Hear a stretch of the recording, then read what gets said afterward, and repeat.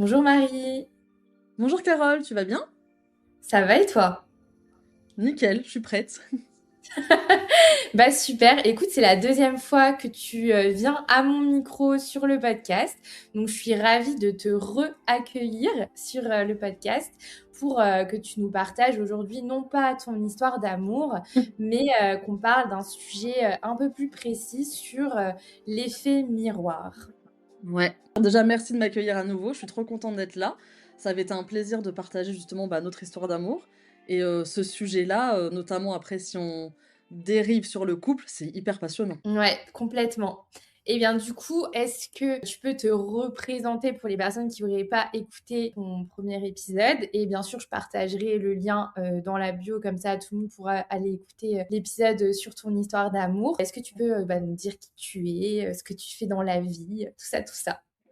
Pas de souci. Donc moi, c'est Marie, j'ai 34 ans maintenant, j'avais 33 quand on a fait le podcast. J'habite à Antibes dans le sud de la France avec mon mari et notre petit chien et je suis astrologue en métier et j'utilise surtout l'astrologie, en fait, comme un outil de connaissance de soi, pour nous aider justement, avec un petit peu aussi de psychologie, comme un outil vraiment pour nous transformer et nous aider à mieux nous connaître et à libérer des situations pour se sentir, plus épanoui et libre dans sa vie. Super. C'est toi qui m'avais proposé qu'on fasse un épisode sur la thématique de l'effet miroir. Est-ce que tu peux déjà un peu nous expliquer c'est quoi selon toi l'effet miroir et pourquoi c'est un sujet qui t'intéresse vraiment particulièrement? Ouais. Est-ce que tu as déjà remarqué toi aussi dans la vie qu'il y a des personnes qui, on ne sait pas pourquoi, vont soit nous irriter, soit nous attirer, ou alors une odeur qui va nous rendre, tout d'un coup, nostalgiques ou super heureux? Je trouve qu'il y a toujours des trucs comme ça dans la vie et en fait, c'est un peu ça pour moi l'effet miroir. Je pense que l'expérience humaine et en fait, une rencontre perpétuelle avec soi. Je pense que une vie d'être humain sur terre, c'est pour, en permanence, en apprendre plus sur soi-même et comme je pense que nous sommes une machine à sensations, tout est filtré en permanence par nos sens. Donc l'effet miroir, c'est vraiment ce qui va venir résonner en nous de manière, inconsciente et venir nous apporter par rapport à l'impression que ça va nous donner, je ressens de la joie, de la colère, de la frustration, des informations finalement sur notre personnalité.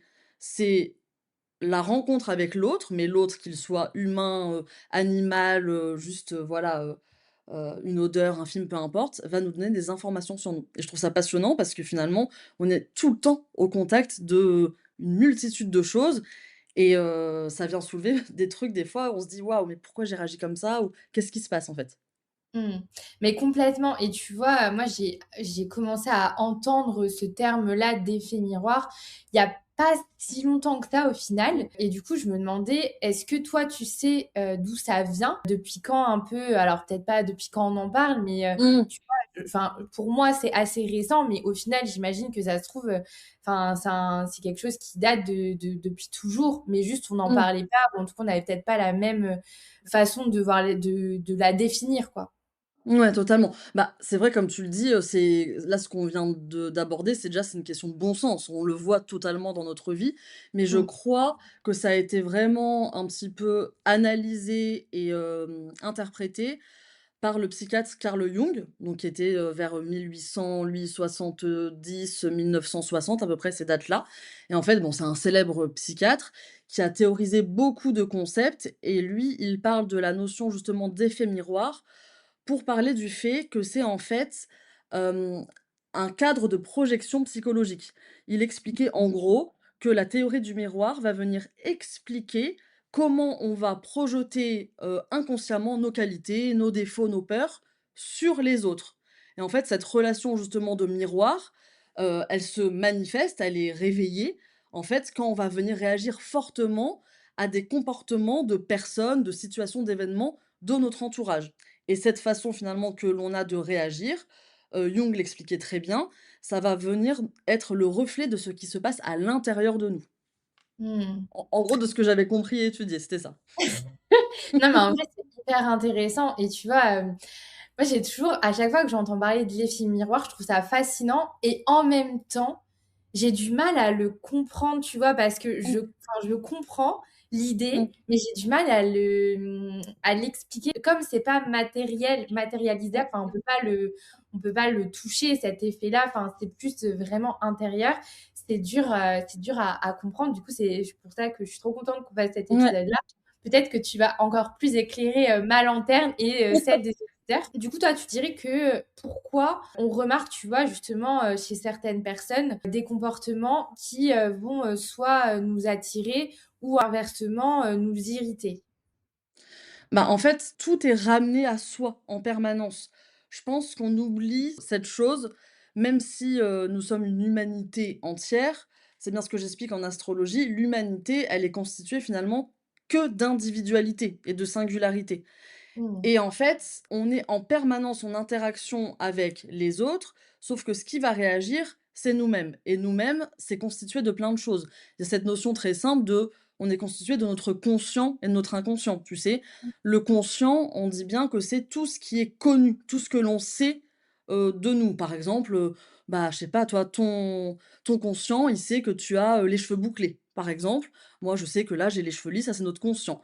Mais Mmh. notre inconscient, c'est toutes les informations qui sont à l'intérieur de nous, qui sont en action sans qu'on en ait conscience. Tu sais, c'est un petit peu aussi, comme on dit, la métaphore de l'iceberg, où tu as Mmh. justement, en fait, ce Ouais. truc où, bah, ton conscient, c'est la petite pointe de l'iceberg, où vraiment ça, c'est ce que tu sais de toi et l'inconscient, c'est la partie immergée, qui souvent d'ailleurs est plus grande et le but, c'est de faire un petit peu dialoguer les 2.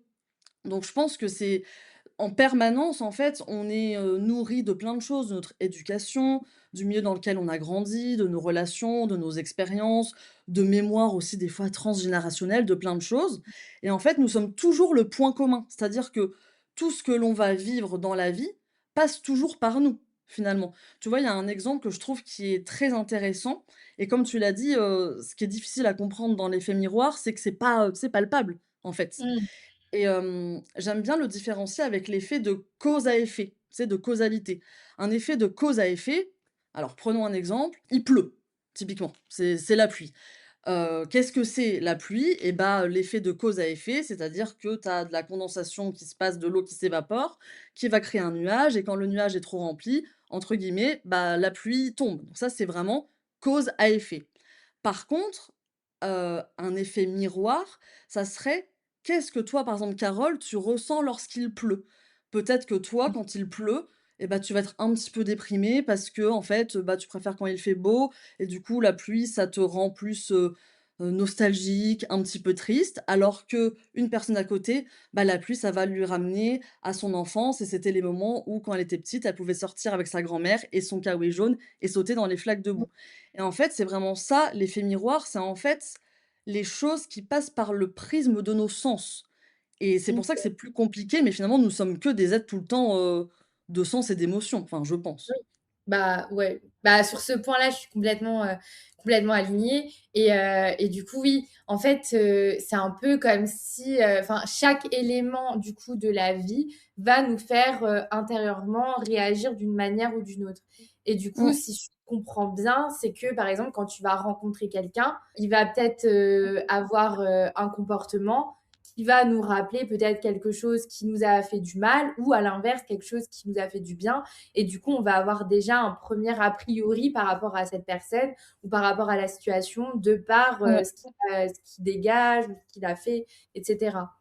Ouais, exactement, ça vient réveiller en nous des choses, vu que ça passe par le en fait, vraiment, l'effet miroir, ce n'est qu'une question de ressenti et comme tout est Mm. ressenti, que ce soit du plaisir, de la joie, de la colère, de l'interrogation, peu importe, en effet, n'importe quelle rencontre, c'est comme si c'était une opportunité, finalement, cette rencontre-là, cet événement-là, d'en apprendre plus sur soi. Ok. Mais est-ce que du coup tout est effet miroir ou il y a quand même des limites à justement ce concept-là? Alors, moi, vraiment, je pense que tout ce qui est de l'ordre de nos ressentis, oui, est effet miroir. Comme je te l'ai dit juste avant, en fait, on va pas remettre en question non plus, tu sais, la réalité tangible et concrète et Mm. matérielle. En effet, bah, juste la pluie qui tombe, le tournevis qui tombe par terre, le fait de manger une pomme et pas 2, ça, on va pas se dire, «Ah non, mais c'est parce que je ressens que ça réveille en moi». Non, ça, c'est la matérialité concrète, c'est quelque chose finalement d'objectif sur lequel tout le monde peut s'appuyer. Par contre, ce qui va interpréter ce réel-là, c'est toi qui le vis. Par exemple, toi, comment tu interprètes, là, par exemple, notre podcast, cet enregistrement, c'est que ta vision et ton ressenti à toi. Et Mmh. tu vois, on est toutes les 2 en train de faire ce podcast-là, c'est la réalité. Comme ça, on peut pas en discuter. Par contre, comment tu vas le ressentir, ça va être ton propre vécu et comment je vais le Mmh. ressentir, ça va être mon propre vécu. Et c'est dans ce sens-là que oui, tout est effet miroir.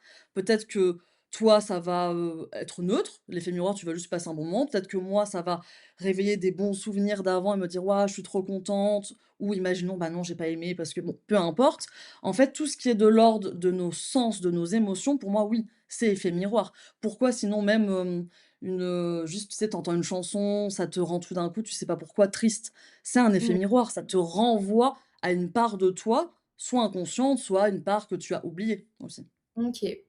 Ouais, parce que tu vois, moi, je voyais vraiment, enfin, l'effet miroir, pas forcément par, tu vois, par exemple, moi, je voyais vraiment ça qu'entre êtres humains, mais Mmh. pas forcément, tu vois, par, une musique ou par, tu vois? Parce que du coup, là, moi, ça me fait vraiment penser au côté plus nostalgie et cetera et je l'ai jamais associé, tu vois, à un effet miroir, mais peut-être que du coup, il y a pas forcément de différence entre, tu vois, le côté, nostalgie ou le côté, où tu vas te projeter ou, tu vois, par exemple, il y a Mmh. s'il y a un effet miroir négatif, peut-être que c'est qu'on va juger quelqu'un, mais du coup, peut-être que le jugement, au final, c'est, un effet miroir de quelque chose et cetera. Toi, comment tu différencierais tous ces éléments-là? Alors, je pense que justement ces notions de projection, jugement, effet miroir, elles sont un peu entremêlées et liées.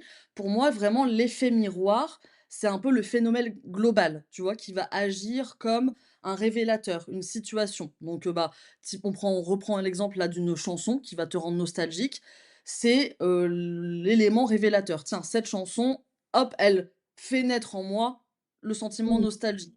La projection, c'est finalement notre mécanisme inconscient auquel on va attribuer à l'autre ou à l'élément, là par exemple la chanson, quelque chose qui nous appartient. C'est un truc, c'est automatique avec en fait tout ce qui va être nourri par nos expériences, notre vécu. Donc Mmh. la chanson qui arrive, qui est l'effet miroir, on va projeter notre tristesse, notre nostalgie, cette finalement émotion qui naît.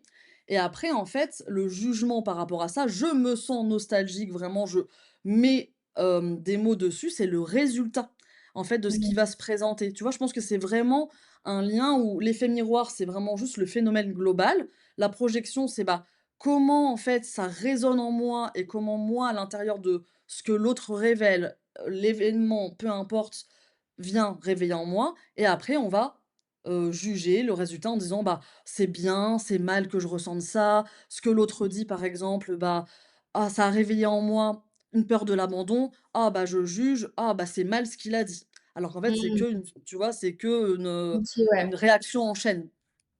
OK, je vois, ouais. Ouais, du coup, en fait, c'est un peu, des catégories de, l'effet miroir en mode, un peu le comment ça se déclenche, le Mmh, pourquoi et le après, qu'est-ce que j'en fais, de ces informations-là, le résultat comme tu disais. OK. ouais. Hyper, franchement, c'est hyper intéressant. Mais du coup, j'aimerais bien qu'on le relie maintenant à l'amour, bien Bah évidemment. oui. On entend beaucoup parler justement de l'effet miroir en amour. Et du coup, je voulais voir avec toi pourquoi, tu vois, par exemple, dans les relations amoureuses, Mmh. enfin, pourquoi les relations amoureuses, elles sont justement des éléments déclencheurs d'effets miroirs. Parce qu'on entend souvent, tu vois, bah, justement, tu parlais de la peur de l'abandon, tu vois, il y a beaucoup d'éléments. Pourquoi spécialement dans les relations amoureuses, on va retrouver beaucoup plus ce phénomène, tu vois, que, alors peut-être d'une manière négative que d'une autre, Mmh. que dans d'autres situations. Ouais. C'est hyper intéressant parce que tu pointes le truc, c'est totalement juste. C'est-à-dire que, évidemment, la boulangère qui va te jeter la baguette de pain comme ça quand tu lui demandes, ça va réveiller quelque chose en toi, mais ça sera jamais autant que ce que, ton chéri, par exemple, te fera ressentir. Et Mmh. le couple, je pense sincèrement que si l'effet miroir et nos réactions inconscientes qui viennent être justement réveillées, chamboulées, c'est parce que c'est l'intimité qui fait tomber les filtres, je pense, vraiment. Mmh. Et c'est l'espace du couple, c'est l'endroit où on est censé être le plus à nu où on se livre le plus, où finalement notre intimité la plus profonde est tout le temps dévoilée et à découvert. Donc je pense que vraiment le couple, c'est un espace déjà, bon, moi que je trouve qui est en plus toi tu fais un podcast sur le couple, donc je pense que tu es d'accord avec moi, mais le sujet de l'amour, la relation, c'est tellement, transformateur pour soi, on en apprend tellement de choses et puis ça vient, voilà, pouvoir, qu'on devienne une autre personne, enfin c'est merveilleux, mais en même temps, comme tu dis, des fois ça peut venir révéler des parts très sombres de nous-mêmes, des choses difficiles et en fait, le couple, comme on est le plus à nu, finalement, ça vient aussi, tu sais, réveiller ce qu'on appelle un peu notre enfant intérieur.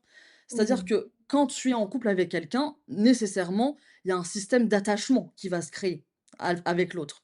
Et en fait, dès qu'il y a, je pense, une notion d'attachement, de proximité affective, je sais pas si tu t'en rends compte des fois, mais dans ton couple, tu peux des fois réagir de façon beaucoup plus immature. Mmh. Un petit peu comme si ton enfant intérieur se réveillait et là, ton compagnon va te dire quelque chose, tu vas le prendre encore plus à cœur que si c'était ta meilleure copine. Parce qu'en fait, c'est là où D'accord.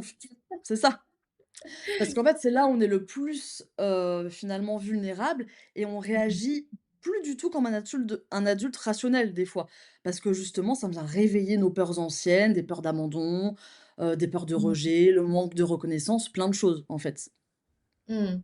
Et est-ce que tu as des exemples, concrets à nous donner? J'avais un exemple en tête justement quand on a parlé de faire ce podcast, je me suis dit: «Ça va être l'exemple peut-être que beaucoup de personnes, notamment des femmes», parce que comme je suis une femme, je vais parler de ce que je connais. Imaginons, tu es en couple, tu vas, avec ton compagnon chez ta belle famille, donc chez ses parents. Tu es à table avec eux, tu manges, tout va bien et là, ta belle-mère ou ton beau-père fait des réflexions à ton compagnon, dit des choses et tu vois ton compagnon qui ne dit rien, qui dit amen à tout, qui n'ose pas, alors que ça fait des semaines que vous en parlez ensemble et que il te dit: «Ah oui, il faudrait quand même que je dise ça à mes parents» et que toi derrière tu es en mode: «Bah oui, dis ça parce que là tu peux pas te laisser, tu te rends compte? Tu es plus un enfant maintenant, tu es adulte, blablabla». Je pense qu'on peut se reconnaître une grande majorité là-dedans. Ça, donc tu vas voir ton compagnon qui, finalement à table, bah, ne dit rien et laisse parler son parent. En toi, ça va peut-être venir réveiller une énorme colère, une incompréhension, une frustration, de la rancœur finalement envers l'autre, en te disant mais pourquoi il fait ça? Et encore il est lâche et il ose pas et il se laisse marcher dessus, etc. Mmh. Ça, je pense que c'est un effet miroir qu'on peut ressentir beaucoup, mais ce qui est intéressant maintenant dans cette situation, c'est de voir pourquoi on réagit autant émotionnellement. Et c'est ça l'effet miroir vraiment qui est là, c'est quand il y a une exagération émotionnelle. Parce que tu pourrais très bien dans une situation comme ça, bah, bon, on va dire bon, bah là voilà, il en parle pas, c'est pas grave, c'est pas le moment, et tu sais, pas le prendre à cœur, pas que ça Mmh. fasse ressortir en toi justement quelque chose d'excessif. Quand c'est excessif, pour moi, c'est justement qu'il y a une réaction émotionnelle et le miroir. Dans ce cadre-là, par exemple, le fait que ton compagnon ne réagisse pas par rapport à ses parents, ça peut venir interroger 2 choses chez toi. Ça peut venir interroger le fait que peut-être toi-même, en fait, tu n'oses pas t'affirmer par rapport à ta famille, qu'il y a des choses dont tu n'as pas forcément conscience, parce que c'est justement le principe de l'effet miroir, ça vient remettre à jour ce qui est caché en nous. Donc c'est plus facile d'aller pointer chez l'autre ce que lui n'arrive pas à faire, qu'en fait soi-même on n'est pas capable de voir qu'on n'arrive pas à le Mmh. faire. Donc tu vois, ça peut venir réveiller ça. En fait, moi-même, je n'ose pas parler à mes parents et c'est plus facile de donner des leçons ou de dire à mon compagnon: «Tu vois, tu devrais faire comme ça», plutôt que de soi-même le faire. Ça peut être un des effets miroirs, comme ça pourrait très bien être l'autre effet miroir de: toi, tu donnes tellement ton avis à tout le monde et à dire tout le temps ce que tu penses de façon peut-être même un peu brutale ou tranchante, que ça vient réveiller en toi le fait d'être incapable de rester stoïque et peut-être un petit peu, bah, Mmh. diplomate à un certain moment. Je pense que ça, c'est un exemple qui peut être assez parlant. T'en penses quoi, toi? C'est très concret. J'ai complètement visualisé une scène. Enfin, genre vraiment, je me Moi suis aussi. imaginée dans la scène, tu vois? Alors qu'en vrai, je l'ai jamais vécu, mais Mmh. je peux voir ce que ça peut, ce que ça donne et oui, effectivement, ça peut réveiller, tu vois, si tu vois quelqu'un, enfin, surtout ton partenaire, qui se fait, à qui on parle mal, devant toi, et qui dit rien, oui, ça peut enfin, peut-être que intérieurement, moi, ça m'énerverait de me dire: «Mais pourquoi il se laisse faire?» et cetera, Mmh. et pourquoi ça m'énerverait? Bah, je sais pas, tu vois? Mais du coup, pourquoi pas me poser la question derrière en me disant: «Bah, qu'est-ce que ça réveille en moi? Est-ce que ça veut dire que moi, j'ose pas aussi m'affirmer dans ma vie et que du coup, là, le voir, face Mmh. à moi, ça m'irrite? Ou alors est-ce qu'inversement, je suis quelqu'un qui me laisse pas faire et du coup, de le voir se laisser faire, ça m'énerve parce que j'ai envie qu'il soit, est-ce que le fait que j'ai envie qu'il fasse comme moi, Mmh. ça peut fonctionner aussi, tu vois? Je sais pas. Ouais, mais là, tu vois, dans cet exemple-là, le comportement en plus qu'il y a dans la belle famille, c'est naturel, on le fait tous. Mmh. Forcément, il y a une part de nous, on va identifier notre propre famille là-dedans. Et donc les mécanismes, les schémas qui se jouent au sein de la belle famille, eh ben, on va se l'approprier nous. Et je trouve que on est toujours plus intolérant finalement envers les erreurs des autres. Tu vois, c'est toujours plus facile de pointer du doigt et de projeter: «Ah là, tu pas bien fait», surtout dans le couple finalement. On a très souvent tendance à venir, juger, pointer du doigt: Toi là, tu y arrives pas», mais quand on le fait, c'est justement aussi parce que déjà de un, je pense qu'on a beaucoup trop d'attentes et de projections envers l'autre, mais parce que ça vient réveiller quelque chose en nous, tu vois?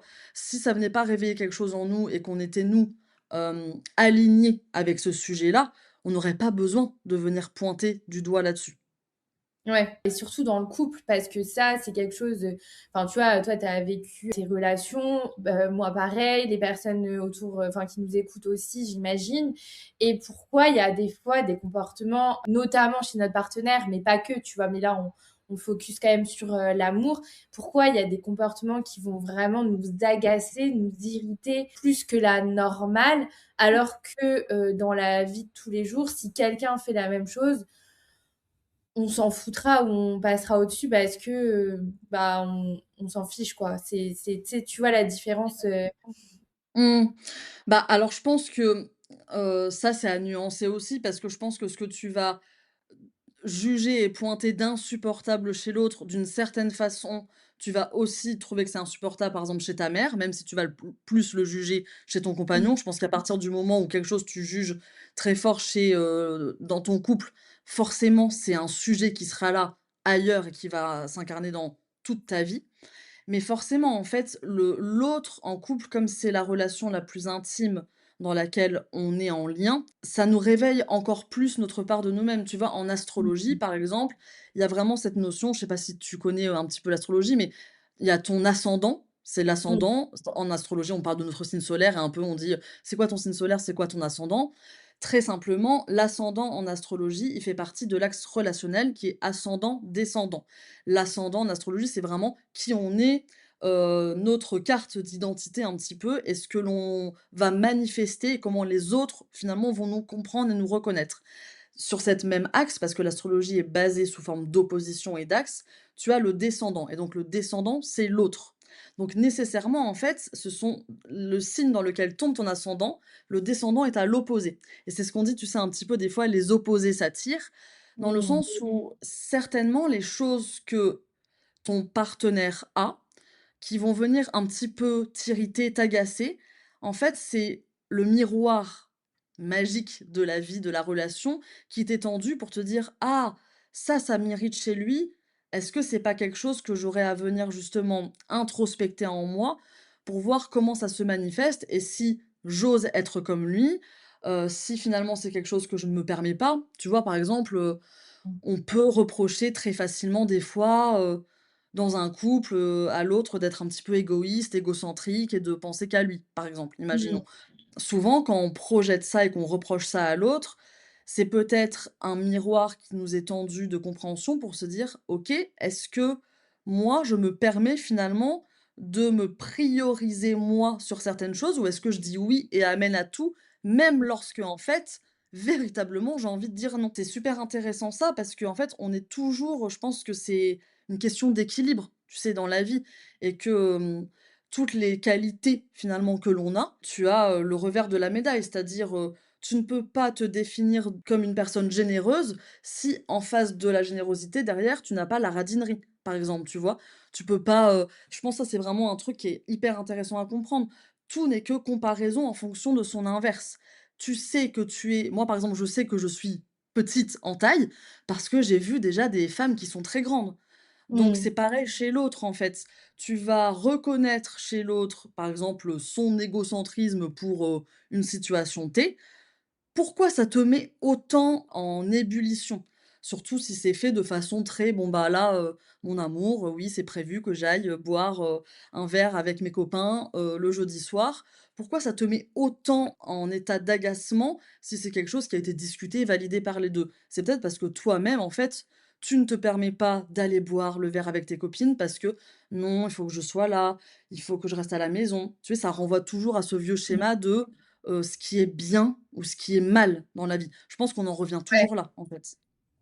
Et du coup, ce que tu dis là, ça me fait penser à un élément, tu vois, qu'on retrouve aussi beaucoup dans les couples, c'est, la jalousie. Qu'est-ce que la jalousie peut, retranscrire, tu vois, à travers, l'effet miroir? C'est-à-dire que, je sais pas, notre partenaire, il va faire, quelque chose et Mmh. on va être jalouse ou inversement, tu vois, on va je sais pas, on va faire quelque chose, on va sortir avec nos copines, par exemple et notre Mmh. partenaire va être jaloux ou je sais pas, on va voir qu'il parle, à des personnes et du coup, même pas forcément des femmes, hein, si on Mmh. parle dans un couple hétéro, mais par exemple, on va se dire: «Ah, il est beaucoup plus proche de certaines personnes que de moi» et cetera. Qu'est-ce que ça fait réveiller, tu vois, la jalousie comme, effet miroir? Alors ça peut être, 1 000 000 de choses. Ça peut vraiment être 1 000 000 de choses parce que finalement, ce que toi tu vas ressentir par rapport à un événement qui va te faire être jalouse va être différent encore de moi ce que je vais ressentir. Donc ça peut être une multitude de choses, ça peut être que dans une relation précédente, finalement tu n'as pas pu, avoir la confiance de l'autre et il t'a trahi. Donc forcément, en fait, tu vas après ton système va être marqué par une surprotection, une suradaptation qui fait que tu vas, bah, te créer une carapace et à la moindre chose qui va venir un petit peu bousculer finalement cette carapace que tu penses nécessaire pour ta sécurité et bah, ça va enclencher ta réaction émotionnelle. En fait, ça peut être vraiment beaucoup de choses. Je pense qu'on est, tous individuellement l'être humain est un système très complexe, en fait, parce qu'on est nourri de tellement de choses. Tu sais ce que je disais dès le début, tu sais, de notre passé, de nos croyances, de notre éducation, de l'environnement dans lequel on vit, des personnes Mmh. que l'on côtoie aussi. Donc forcément, la notion de jalousie, par exemple, et bah, chez toi, ça va renvoyer à ça, chez moi, ça va renvoyer à ça, chez une personne, ça sera même pas un sujet parce que, bah, par exemple, elle aura pas expérimenté ou été confrontée à des choses qui viennent réveiller ça. Ça peut être plein de choses, mais c'est vrai que la jalousie, à ce niveau-là, comme effet miroir, c'est aussi un bon indicateur et un bon thermomètre, tu vois? Je pense que quand il y a quelque chose qui est autant réactif, c'est Mmh. bien justement de venir, bah, se demander pourquoi ça déclenche ça en moi, finalement et tu sais, de reprendre aussi, sa responsabilité émotionnelle. Je pense que c'est un truc qui est important et qu'on oublie vachement dans notre société actuelle. On a tendance à vouloir que l'autre nous comprenne, l'autre nous guérisse, l'autre s'améliore finalement, que l'autre change. Mais en fait, soi-même, on n'ose pas forcément le faire et c'est pas juste parce que finalement, nos émotions, c'est notre responsabilité et on doit pas attendre que ce soit l'autre qui vienne, bah, comprendre tout ça. Bah, je suis complètement d'accord et tu vois, ça me fait penser à une discussion que j'avais eue avec, ma maman où, bah, tu vois, mes parents, ils sont en couple depuis une trentaine d'années. Mmh. Elle m'avait dit un truc très juste et qui je rebondis par rapport à ce que tu dis, c'est que, au début, de leur relation, elle voulait constamment qu'ils changent des Mmh. choses et cetera et au final, c'est elle, avec, travail sur elle et cetera, qui a Mmh. commencé à mettre à évoluer de son côté et en Mmh. évoluant elle-même et ben, en fait, mon père a évolué aussi en même temps, en parallèle et du coup, ils ont fini par trouver un équilibre, un nouvel, équilibre et Mmh. cetera parce qu'elle-même a changé des choses dans son Mmh. comportement qui a fait qu'inversement, bah, lui, il a aussi évolué et je Mmh. pense que ça, c'est hyper intéressant de se dire que finalement, bah, quand il y a des choses qui nous irritent, par exemple, dans notre quotidien, si on parle d'un couple, Mmh. par exemple, mais ça peut être dans plein d'autres situations, bah, en fait, si déjà nous-mêmes, on apprend à évoluer, à comprendre d'où viennent, ces émotions et cetera et se dire: «Bah, OK, je vais essayer de changer» etc., bah, au final, l'autre va peut-être justement se calquer à notre évolution et Ouais. évoluer également de son côté et retrouver, et au final, tout le monde sera content, entre guillemets, sans Ouais. avoir eu, tu vois, cet espace de dispute, de conflit, etc. Bien que le conflit fait partie du couple aussi, hein, ça c'est sûr. Ouais, mais alors je trouve ça passionnant ce que tu dis, je suis tout à fait d'accord. Tu sais, c'est la phrase un peu bateau, mais pour que quelque chose change, il faut que quelque chose change finalement.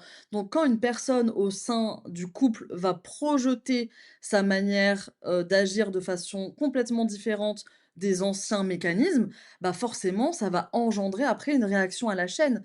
Donc Mmh. évidemment après, c'est toujours bien de faire ça et aussi de communiquer après, mais je pense que en plus, quand tu toi-même, imaginons que tu ne supportes pas finalement, le truc de la poubelle, hein, il ne descend jamais la poubelle, t'en as marre et la poubelle. Finalement, plutôt que de tout le temps dire: «Eh, tu pas fait la poubelle» et du coup être en plus mettre la personne sur une réaction de défensive, parce que tout le temps être accusé, c'est pénible.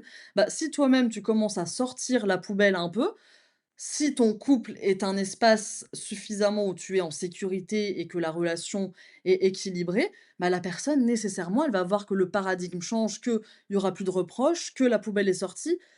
Le changement initié va inclure aussi un changement, c'est évident. De toute façon, je pense que la vie est un principe de mouvement. Donc en fait, plus on va se mettre à l'action, quoi que ce soit, et surtout dans le couple, plus on peut attendre à ce que la relation soit justement après plus agréable, c'est sûr. Non, je suis complètement d'accord. Et du coup, toi, tu dirais, par rapport justement, toujours à l'effet miroir, comment on peut reconnaître, parce que là, on parle du fait d'évoluer, et cetera, par nous-mêmes. Comment déjà on peut reconnaître, soi-même qu'on est face à un effet miroir? Ouais, ça c'est une bonne question.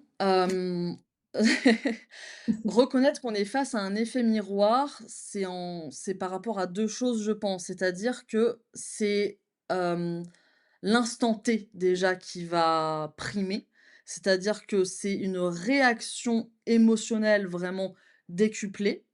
C'est-à-dire qu'il faut aussi faire confiance à nos ressentis, tu sais, à notre intuition, parce que on est très, déconnecté justement de cette petite voix intérieure qui sait et en fait, être à l'écoute de nos ressentis, si là vraiment tu sens que ça vient, te nouer le ventre, que ça vient, déclencher, soit une peur exacerbée, soit justement une posture de recul où tu veux pas en entendre parler, c'est que généralement il y a quelque chose à creuser quand la réaction émotionnelle est vraiment exacerbée et puis après c'est la répétition aussi je pense. C'est-à-dire que si à chaque fois pour la même thématique, ça vient te refaire ça, bah, c'est que c'est finalement quelque chose où il faudra que tu viennes prendre conscience chez toi et peut-être travailler dessus, tu vois? Parce que bon, bah, juste, il y a un truc qui a déclenché, ça a été une grande réaction émotionnelle et ça peut juste être que ce jour-là, tu as un mauvais caractère ou que l'autre, typiquement, s'est mal comporté, peu importe. Mais je pense que c'est, faire confiance à soi-même, se faire confiance et la répétition de la chose. Bah, écoute, l'intuition, c'est le sujet du podcast, du jour, que j'ai publié. Donc, c'est complètement OK, lié. super. Drôle. Mais ouais, non, franchement, je pense que ouais, c'est sûr que bah, déjà, quand on apprend peut-être à s'écouter, à se connaître un peu plus, ça nous permet aussi d'analyser, tu vois, des réactions, des comportements qu'on peut avoir à certains moments. Enfin, moi, je sais que, tu vois, ces dernières années, j'ai beaucoup plus de recul sur Mmh. mes réactions, mes sentiments, tu vois, que quand j'avais 18 ans, par exemple. Et Mmh. tu vois, aujourd'hui, dans ma relation, si mon partenaire va dire quelque chose qui va m'agacer ou qu'il va y avoir une situation qui va se répéter et qui va à chaque fois m'agacer, je vais analyser déjà les choses avant de foncer dans le tas, tu vois. Bah, totalement, c'est très bien. J'ai envie de dire, c'est la phrase, des vieilles personnes que nous sommes maintenant, mais l'expérience quand même joue beaucoup et nous aide à relativiser, à prendre du Mm. recul et puis plus les années passent, plus on apprend à se connaître soi-même. Forcément, quand on est jeune, ado, en plus on est très, tributaire de l'environnement et de l'entourage à vouloir, ressembler et rentrer dans un cadre et un moule. Moi, c'est ce Mm. que je dis absolument dans mon travail, le but, c'est justement de trouver notre singularité et l'affirmer. Donc forcément, plus le temps passe, plus on accumule des expériences et bah, plus on aura, un recul, une position justement plus, sage et posée. C'est finalement le je pense que, tu sais, on dit, «Tu veux courir un marathon, super, il faut peut-être que tu ailles travailler ton cardio un petit peu pour muscler ton cœur». Bah, pour réagir bien émotionnellement et vivre des relations apaisées, je pense que c'est aussi un travail de muscler justement nos émotions dans le sens de déjà les comprendre et se connaître suffisamment soi-même pour justement, bah, pas partir au quart de tour et laisser, à chaque fois notre petit personnage venir, prendre trop la place, tu vois? Mmh.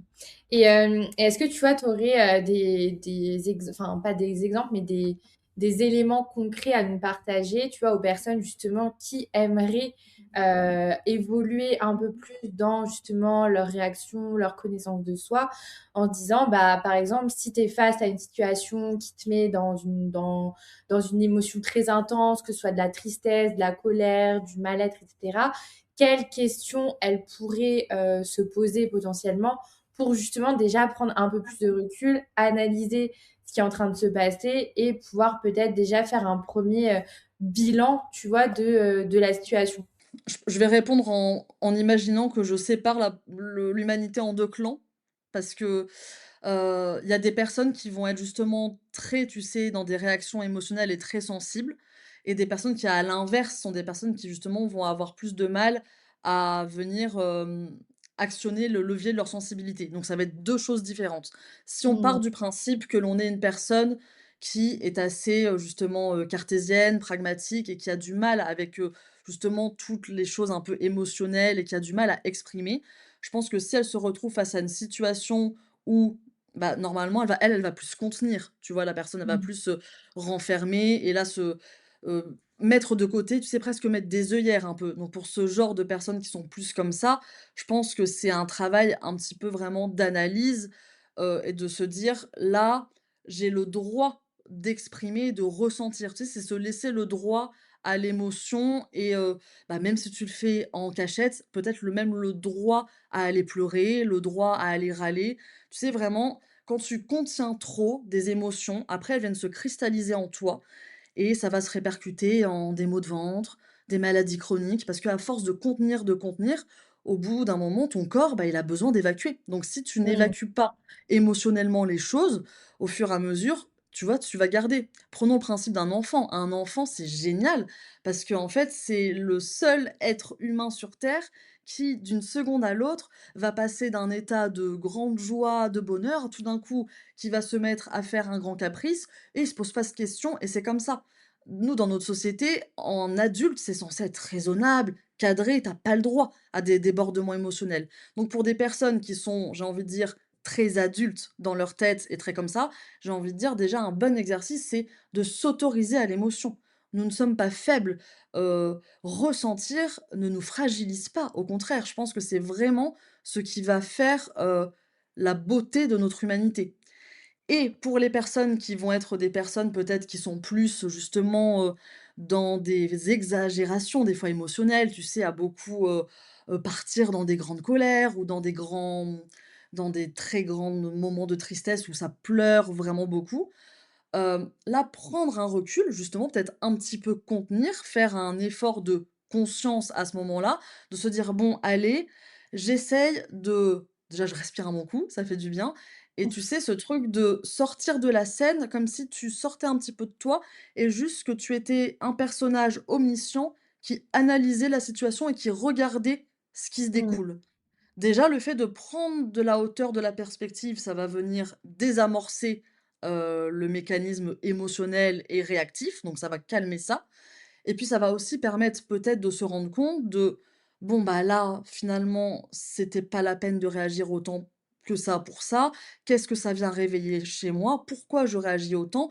mais de le faire de façon, là, justement plus pragmatique, carrée, quitte à Mmh. après aller, bah, tu sais, se dire: «Bon, bah, OK, je me rends compte qu'à chaque fois que je réagis comme ça, c'est parce que ça me renvoie à l'image de ma mère. Ma mère, je lui parle plus depuis, 15 ans, pas de souci, mais peut-être qu'il y a juste quelque chose en soi à aller venir, pacifier avec ça, tu vois? Mmh.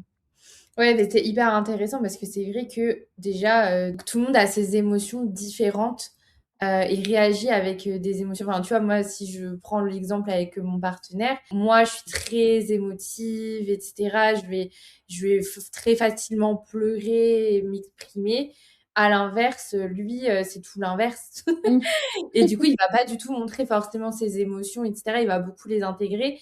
Et du coup, c'est vrai que, bah, forcément, on a tous les 2 des manières complètement différentes, de réagir.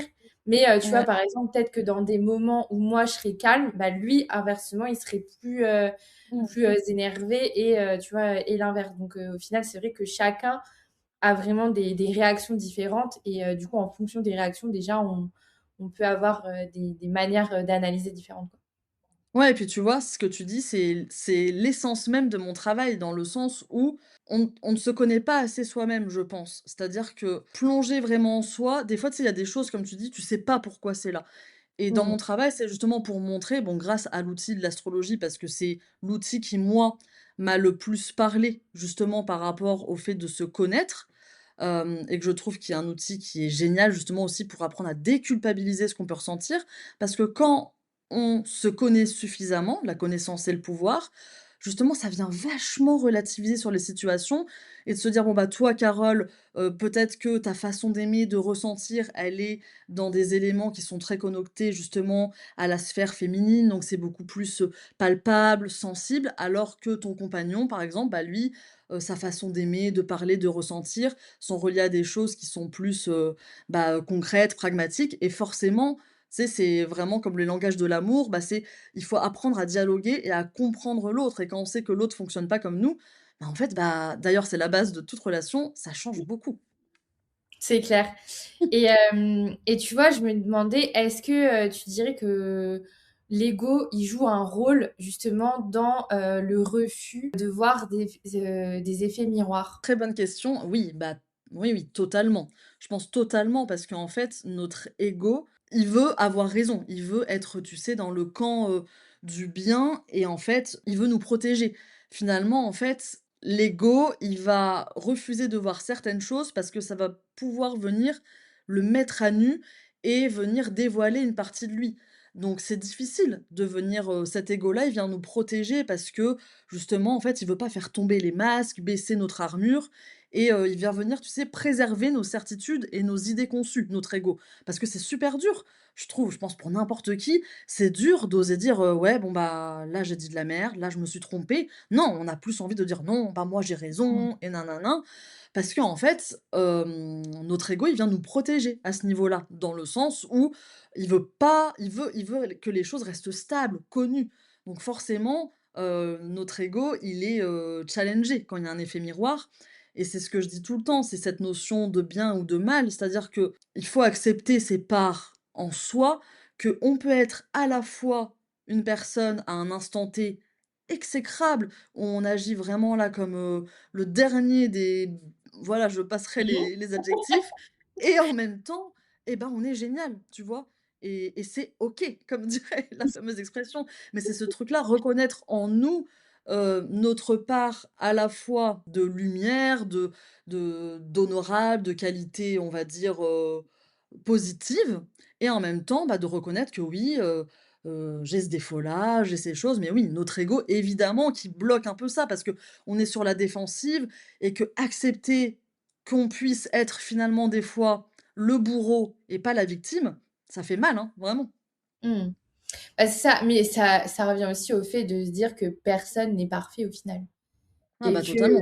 bah, on a tous, des qualités, des défauts, qu'on va parfois avoir ce rôle de gentil et puis des fois ce rôle de «méchant» entre guillemets Mmh. et voilà, ça fait partie aussi de la vie et je pense que dans tous les cas, personne ne sera que le gentil dans une histoire. C'est rare.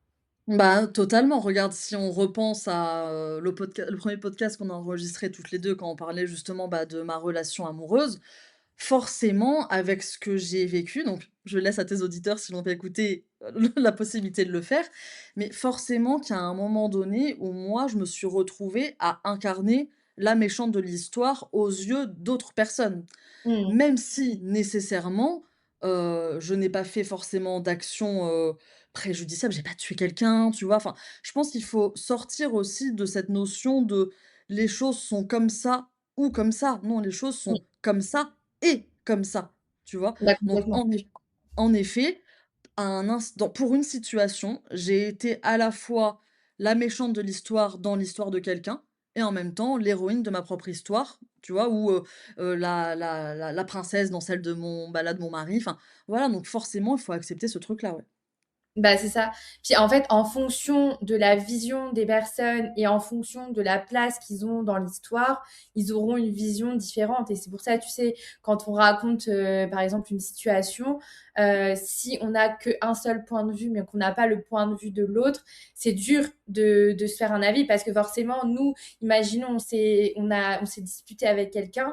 Nous, si on raconte notre point de vue, Mmh. forcément, à la personne à qui on raconte ça, elle va être de notre côté et contre la personne contre qui on a eu une altercation. Alors qu'à l'inverse, si cette autre personne raconte l'histoire à quelqu'un d'autre, bah, ce sera nous la méchante. Enfin voilà. Donc du coup, c'est toujours une question de Mmh. point de vue et une question de à qui bah, on va raconter ou qui est concerné, etc.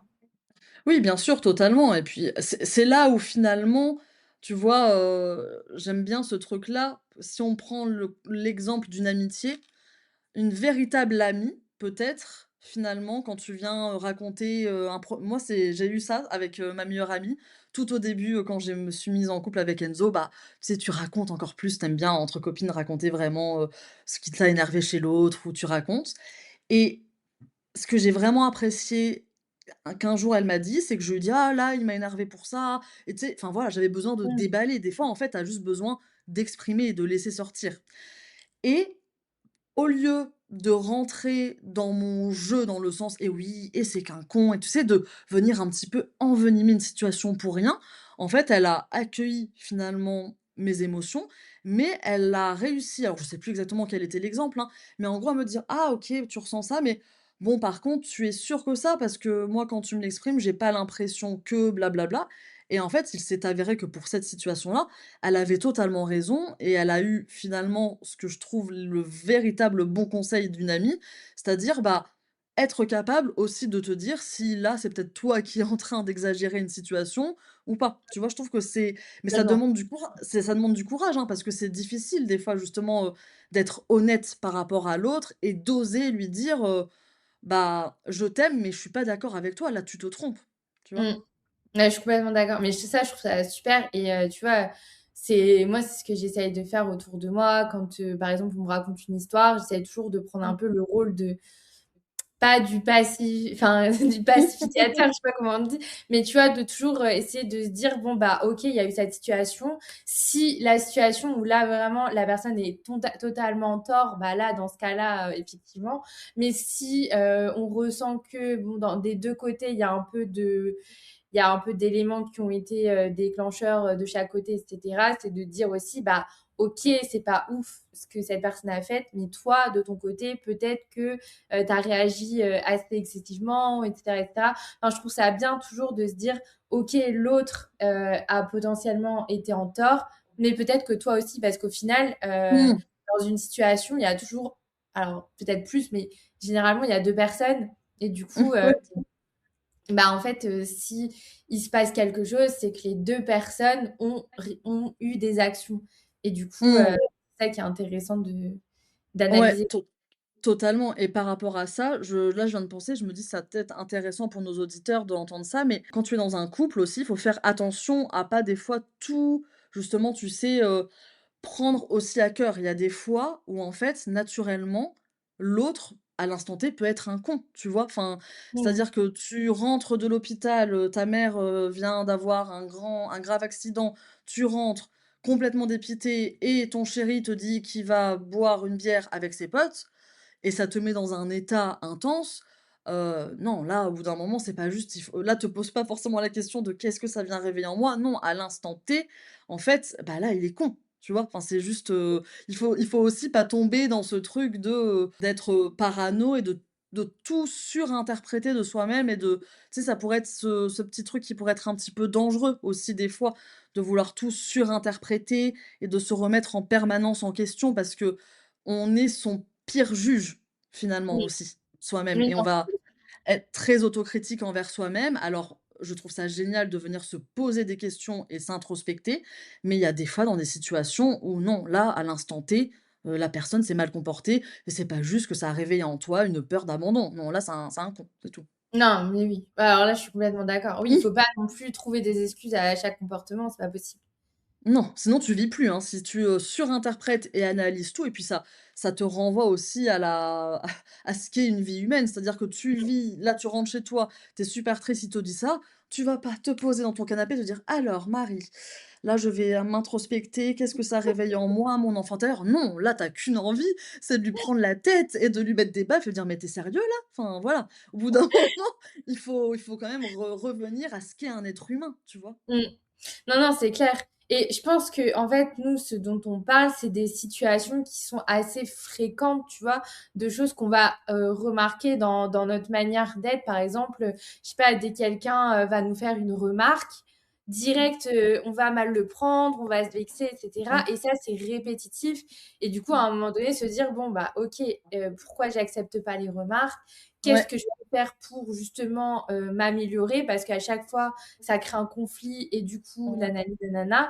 Voilà, je pense que c'est plus dans des situations comme ça, mais c'est clair que oui, si la personne, bah, elle nous parle mal ou qu'elle fait des actions, qui sont vraiment abusées dans des situations, bah, là, forcément, oui, on va pas se poser de questions. C'est juste que, l'action n'est pas, dans nos valeurs, elle nous respecte pas et dans ce cas-là, voilà. Oui, objectivement, des fois, il y a pas, tu sais, des fois, il y a ce truc-là un petit peu, notamment dans le développement personnel que moi j'aime pas trop, qui est, tu dois tout pardonner à ton oppresseur, à ton bourreau, à ton si on parle de sujets très lourds, à ton violeur et que, tu vois, des choses comme ça. Non, Mmh. je suis désolée, il y a des choses qui ne sont pas pardonnables, qui ne sont pas acceptables et après on a tous nos propres limites et il y a des choses où justement on ne devrait pas transgresser avec ce que l'on sait qui n'est pas acceptable pour soi. Chacun a Mmh. ses propres limites. Après évidemment, il faut pas être, catégorique et créer autour de soi vraiment un mur de pierre et ne pas vouloir du tout que si, ta meilleure amie passe à l'improviste pour te faire un coucou, que tu as l'impression que c'est une oppression, là non. Mais en effet, il y a des choses, il faut savoir accepter que c'est pas acceptable et que, on a le droit de pas être d'accord avec ça. Mmh.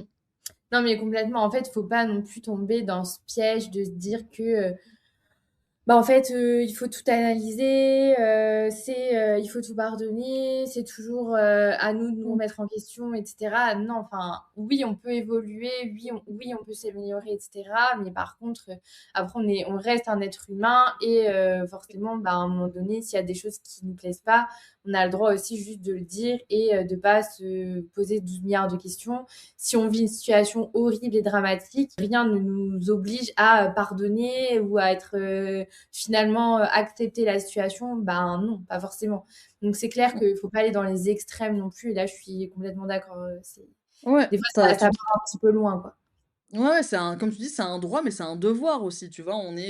Il faut qu'on soit responsable de soi-même et moi, c'est ce que je rappelle tout le temps, c'est notre vie et finalement, c'est mes défauts, mes qualités, mon passé, mes expériences, mes peurs, mon chagrin, mes deuils, tout. En fait, c'est mon gros paquet à moi et c'est de ma responsabilité aussi de gérer ça. Donc je gère ça, je suis responsable de ça et en même temps, si l'autre, il vient, venir, souiller ça, saccager ou peu importe, bah non, tu poses tes limites et voilà, c'est sûr. Et du coup, on arrive, sur, la fin de l'épisode et de notre échange. Mais du coup, si tu devais, donner un conseil pour, justement commencer à, travailler, sur soi avec l'effet miroir, qu'est-ce que tu dirais? Je pense essayer de mettre beaucoup plus de conscience, dans ce que l'on va vivre au quotidien. C'est-à-dire, essayer d'être encore plus attentif et alerte de ce qui se passe. C'est-à-dire alors c'est toujours bien aussi, tu sais, des fois de faire un exercice genre un bilan émotionnel de comment on se sent, un point sur soi-même. Est-ce que là, la vie que je mène, la situation actuelle me satisfait? Si oui, pour quelles raisons? Sinon, pour lesquelles et en quoi je pourrais, est-ce que je peux changer ça? Et si je peux changer, de quelle façon? Tu vois? Faire un petit, comme un brainstorming, tu sais, des fois, ça peut Oui. faire du bien, surtout quand on n'a pas l'habitude avec ça. Puis des fois, même poser par écrit, c'est bien. Mais changer de regard et être plus attentif, c'est vraiment être plus, lucide finalement. C'est comme quand si on reproche, par exemple, beaucoup à qu'à la télévision, il y a que des programmes qui nous abrutissent et qui nous plaisent pas. OK, peut-être, mais on n'est pas obligé de «consommer» entre guillemets ce qu'il y a à la télé. Ça peut être aussi de notre choix de dire: «Non, bon, ben, moi je préfère, me faire un vieux film, lire un bon bouquin, parler avec mon chéri». Donc c'est pareil pour finalement l'effet miroir. C'est de notre responsabilité à nous, d'abord, de venir se dire: «Bon, bah, forcément, ce que l'autre va venir réveiller en moi et par conséquence m'énerver, en fait, je suis le point commun à chaque fois». Et reprendre justement ce pouvoir-là de: «Ça m'appartient, donc je dois mettre plus de conscience et de clarté» et être honnête avec soi-même et se dire: «Bon, bah, là, voilà, je j'ai peut-être moi aussi finalement à venir, comprendre ce qui se joue dans cette situation». Mmh. Non, bah, écoute, merci beaucoup, c'est hyper, intéressant et je pense que, tu vois, ça donne des clés pour, justement, toujours s'améliorer et c'est aussi le but, tu vois, de la vie. C'est, d'essayer d'améliorer toujours, ses relations, son amour de soi, sa connaissance de soi et cetera, pour vivre justement mieux, plus sereinement et peut-être, moins se prendre la tête, moins se poser de questions et cetera. Ouais et puis tu sais, c'est exactement ce que tu dis. En fait, je pense que notre but à tous, finalement, être humain, c'est de vivre sa vie en paix et de pouvoir faire les choses, qui font que l'on se sente bien et du coup, changer de regard, prendre du recul et reprendre notre, souveraineté émotionnelle, je pense que ça va venir justement aussi déculpabiliser et peut-être nous faire prendre conscience que ce n'est plus l'autre qui nous fait souffrir volontairement, il fait pas ça pour nous faire du mal. D'ailleurs, souvent en couple, on est là, à rentrer dans l'arène de notre couple et c'est lui qui a raison et il me fait ça. Non, normalement, le couple, c'est censé, j'espère, je pense, être l'espace où l'on devrait être le plus doux et le plus en sécurité et se dire: «Bon, bah, l'autre qui m'aime ne me veut pas de mal. Au contraire, il ne me veut que mon bien, donc il faut pas que je le mette dans une opposition et une guerre contre moi». Mais du coup, le fait de se dire que ce n'est plus l'autre qui me fait souffrir, mais en fait, c'est: «Ah, là, ça vient venir activer quelque chose en moi». Donc c'est intéressant parce que c'est encore un message et une opportunité pour encore plus se connaître. Donc finalement, c'est génial. Moi, je me dis, quelle chance, même là, à 34 ans, des fois, quand je vois des situations, je me dis: «Ah ouais, tiens, là, je réagis comme ça. J'avais jamais envisagé cette situation de ce prisme-là ou ressentir ça. Bon, bah, OK, super, ça vient encore me donner une information sur, moi» et je trouve ça Mmh. génial. Ouais et par contre, je pense que ce que tu dis là, ça marche pour des couples qui sont dans des relations saines. Tu vois? Parce que, si on est dans une relation qui, de base, n'est pas saine, c'est compliqué, tu vois? Et justement, si on se rend compte que la personne, elle nous met dans un état de mal-être complet et cetera, c'est peut-être se dire: «Qu'est-ce qui fait qu'aujourd'hui je ne pars pas de cette relation?» Et là, c'est complètement, du coup, l'inverse. C'est au lieu de se dire: «Bah, OK, j'ai réagi de manière, négative parce qu'il a fait telle chose et telle chose, mais ça peut évoluer». Mais à l'inverse, si c'est la personne qui, par exemple, elle nous descend tout le temps, Mmh. elle est tout le temps en train de nous critiquer, de nous rabaisser, là, c'est peut-être, se dire: «Bah, est-ce que je suis vraiment dans une relation qui me mène vers le haut, ou avec quelqu'un avec qui je peux envisager un futur si, la personne elle est comme ça, en fait». Totalement et c justement quand tu es dans une relation qui n'est pas saine, je pense que justement, c'est toujours très difficile, tu sais, on dit: «Les cordonniers sont les moins bien chaussés», donc c'est toujours très difficile aussi de se rendre compte que ce que l'on vit n'est pas sain Mmh. et violent pour soi. C'est beaucoup plus facile finalement, si tu vois, ta sœur dans une relation qui est, toxique, qui est vraiment pas saine, de le voir et de lui dire: «Là, ça ne va pas, prends soin de toi». Quand tu es toi-même dans une relation, tu as pas le recul. Donc, si c'est justement dans un fonctionnement d'une relation, comme tu dis, qui n'est pas saine et que tu es avec une personne qui, bah, nécessairement, ne te fait pas du bien, oui, c'est certainement se dire et venir réveiller en toi, justement, cette conscience de: «Pourquoi je ne pars pas? Quelle est la raison qui fait que je ne m'aime pas peut-être suffisamment?» pour accepter finalement que cette personne me parle comme ça, me traite comme ça, alors que c'est complètement inacceptable si elle se comportait comme ça avec ma sœur.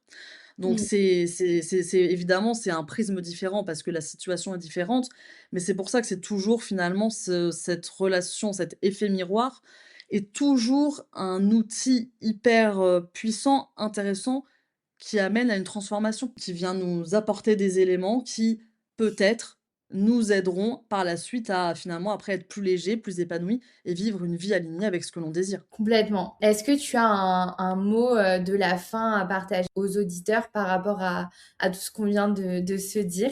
Je pense que par rapport à tout ce qu'on a dit, par rapport à l'effet miroir, c'est de pas avoir peur d'oser reconnaître des parts en soi. C'est pas grave, si, quelque chose chez l'autre vient réveiller finalement cette envie de se mettre plus en avant. Tu vois? Par exemple, quelqu'un qui va être très, que l'on va juger finalement de très pédant à une table, qui parle beaucoup et on va être là en se disant: «Oh là là, mais lui il est comme ça tout le temps, blablabla».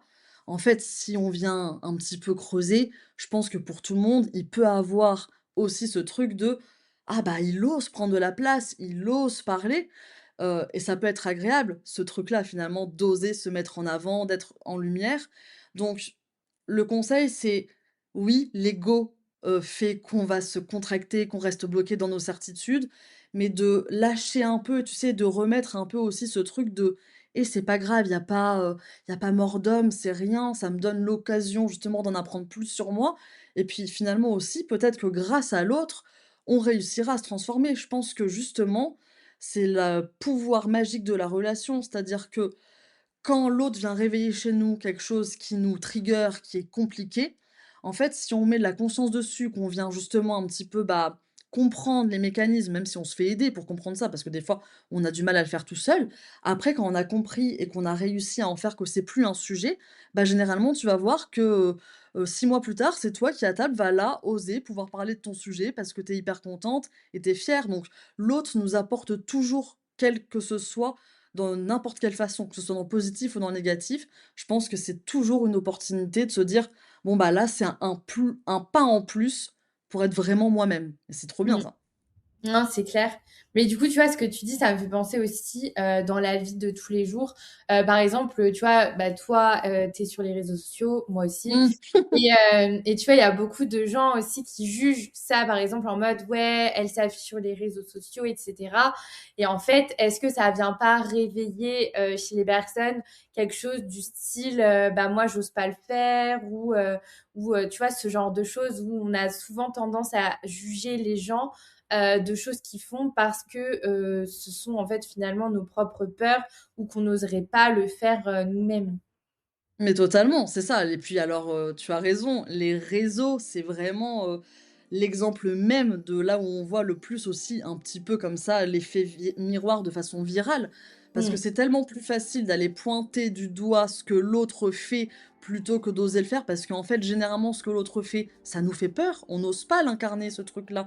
Cette, bah, se mettre en avant, le fait de dire non, le fait peu importe quoi que ce soit. Du coup, bah, on va juger. Après, évidemment, tu as aussi de la méchanceté, de la connerie gratuite, hein, j'ai envie de dire, Mm. malgré tout. Mais c'est vrai que si, dans ton canapé, tu regardes la vidéo d'une fille qui est super contente, qui a monté son projet et qui se met en avant et qui montre un petit peu ses résultats, et que toi, tu es là dans ton canapé à juger, à dire ah non, non, non, à critiquer, ouais, mais en attendant, elle a fait quelque chose, elle ose, elle essaye. Donc bon, après, c'est aussi je pense que ce jeu sur les réseaux sociaux, il faut être assez endurant, tu vois, quand même, et assez accroché émotionnellement et être détaché de ça. Et justement, je pense avoir travaillé sur nos effets miroirs et nos triggers parce que si t'as pas suffisamment conscience de ça et que tu te lances, t'as 18 ans par exemple sur les réseaux, heureusement que nous, enfin moi en tout cas j'avais pas ça, l'adolescence, les réseaux.